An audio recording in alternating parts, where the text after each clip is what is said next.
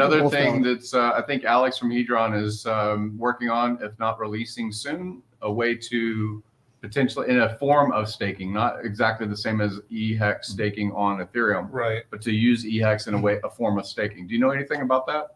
Have you heard something about that fairly recently?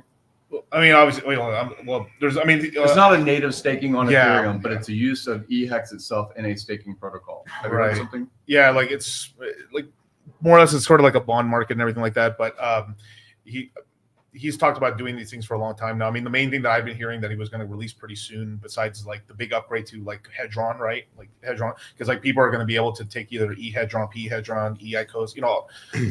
Saying E and P is really annoying. Yeah. Like I'm sorry, but the Hedrons, the ICOSs and stuff like that, and convert it to a brand new token that's got much less supply, but it's like one thing basically, and that's as much data as that's been released on it.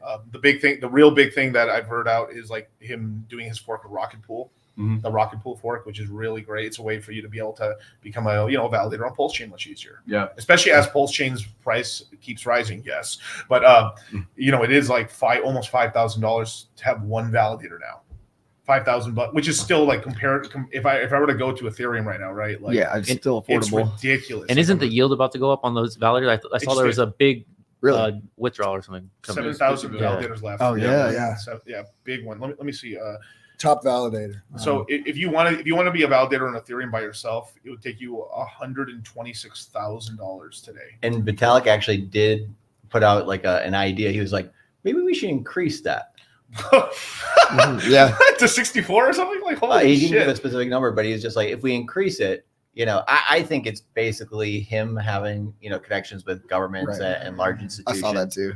Yeah, and so it's like, and this is the thing like we've been talking about at the conference yesterday, right? Because this is like basically what makes PulseChain so valuable, because it forked ETH at the right time when it was still relatively decentralized and all that. And so it's like I think the narrative of this bull cycle having PulseChain basically be like, hey, if you want what was the good ETH this cycle or next cycle, right, come to PulseChain because we're actual DeFi. Right. Whereas Ethereum's going for, basically, we have El Salvador, and now we have maybe some of the Saudis buying Bitcoin. CBDCs are going to launch on ETH, and so they need to be regulatory compliant. You need an off switch on, Uniswap is going to have an off switch now. Watch out for Amazon working with Italy, Singapore, and South Korea on programmability. Yeah, Amazon.com on programmability of Ethereum's base contracts. For basically how can you spend money on Amazon. Right, through a central bank digital currency is what they're talking about. Yeah, already. But they're planning it. They're building it now, and they're not talking shit about it until after it's ready. Yeah. I will say one thing that I do, like. There is that whole fight. They don't want like I get not making like one Ethereum you can be a validator, right? Obviously, but there is like a moral hazard with like you're basically forcing centralization, and then you're forcing people to use pools and stuff, which is dangerous. I do like Rocket Pool, Lido, and stuff like that, but like.